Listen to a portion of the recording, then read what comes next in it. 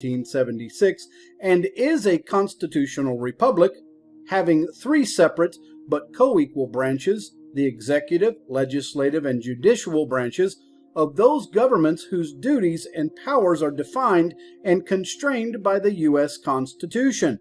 Well, maybe.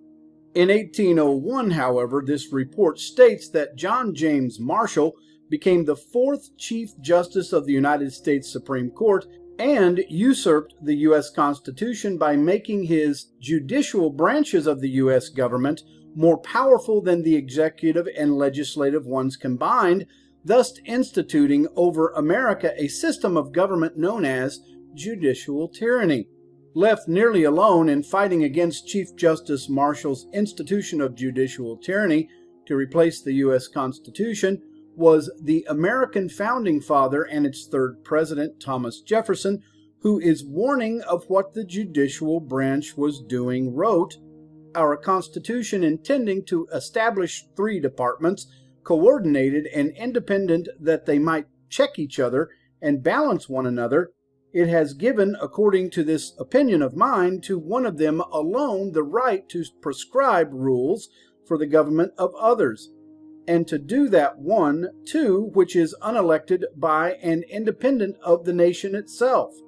The Constitution, on this hypothesis, is a mere thing of wax in the hands of the judiciary, which they may twist and shape into any form they please. The original error was in establishing a judiciary independent of the nation itself, and which, from the citadel of the law, can turn its guns on those they were meant to defend, and control and fashion their proceedings to its own will. Nothing in the Constitution has given them, the federal judges that is, a right to decide for the executive branch, more than to the executive branch to decide for them. The opinion which gives to the judges the right to decide that law are constitutional, and what not only for themselves in their own sphere of action, but for the legislative and executive also in their spheres, would make the judiciary a despotic branch. At the establishment of our constitutions, the judiciary bodies were supposed to be the most helpless and harmless members of the government. Experience, however, soon showed in what they were to become the most dangerous, of course, that the insufficiency of the means provided for their removal gave them a freehold and irresponsibility in office, that their decisions, seeming to concern individual suitors only, pass silent and unheeded by the public at large, that these decisions, nevertheless, became law by precedence, sapping by little and little the foundations of the Constitution, and working its change by construction before anyone has perceived that that invisible and helpless worm has been busily employed in consuming its substance. In truth, man is not made to be trusted for life if secured against all liability to account. With neither the executive or legislative branches of the United States government exerting their rights under the Constitution to interpret its meanings for themselves as they are supposed to do, America has been continued to be ruled by judicial tyranny, thus creating a highly distorted system of governance where judicial fiat is substituted for the will of the people, and unelected judges become more powerful than the representatives elected by citizens to protect their own interests.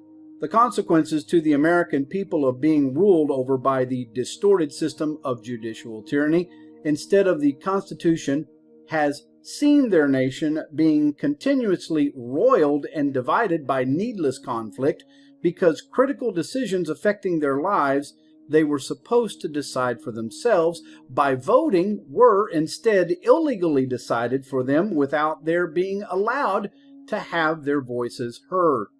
The worst of them being the Dred Scott decision that threw their nation into civil war, the Roe versus Wade decision that has killed tens of millions of babies in their mothers' wombs, no doubt, and the Obergefell versus Hodges decision that forced homosexual marriage on a nation whose Christian peoples vehemently opposed it.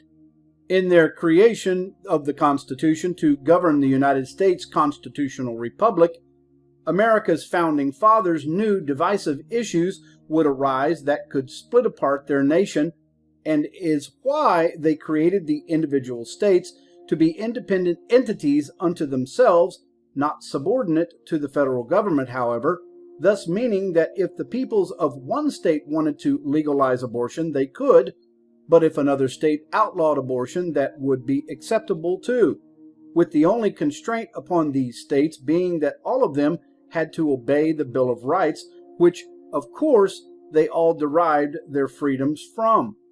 Most importantly, their citizens being able to leave a state whose laws they opposed to live in one whose laws they supported.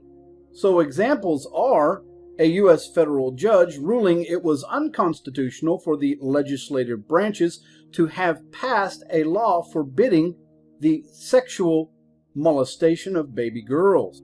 A U.S. federal judge furiously tried to stop the executive branch from putting on its 2020 census form a question asking if the person is a legal U.S. citizen or not. A U.S. federal judge blocking the executive branch again from legally enforcing U.S. immigration laws. A U.S. federal judge blocking a state from legally trying to enforce its own laws. A New York state judge granting a writ of habeas corpus to an elephant in a zoo seeking its freedom. A U.S. federal judge presiding over a case where a deeply religious Christian baker is being persecuted for his refusing to make a 3-tiered white cake with cheesecake frosting that on its top would be a large feature of Satan licking a 9-inch black you-know-what.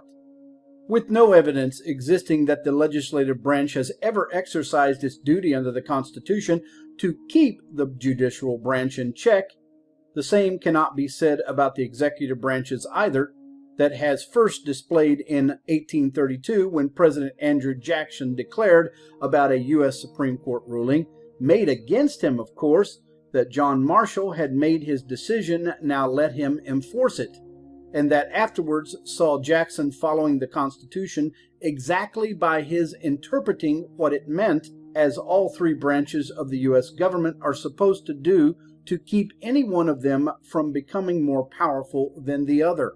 Following President Jackson's exertion of executive branch power to interpret the Constitution over the judicial branch was President Abraham Lincoln, who completely ignored a ruling by U.S. Supreme Court Chief Justice Roger Taney declaring that Lincoln didn't have the power to throw people in jail without charges or trial, and afterwards saw President Lincoln jail nearly 15,000 people, most of them journalists and newspaper owners. During World War II, President Franklin Delano Roosevelt likewise used his executive branch power to interpret the Constitution against the judicial branch after German Nazi spies were captured on U.S. soil, and that caused Roosevelt to order his Attorney General, they will be tried in a military court, they will be executed, it should happen within 3 weeks, and tell the Supreme Court if they issue a writ of habeas corpus, it will not be honored, of course, and therefore they should not issue it. I am the Commander-in-Chief in wartime.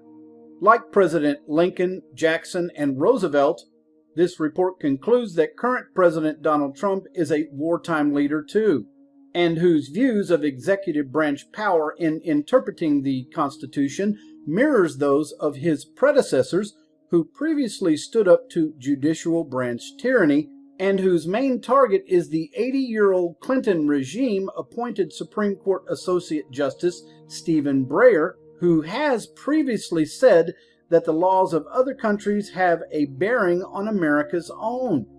That stands in direct opposition of President Trump declaring himself a nationalist whose only interest is the American people, not the world, thus clearly showing that President Trump is clearly to end the insanity of judicial tyranny over his nation once and for all, but whose enemies will come against him with everything they have to prevent it.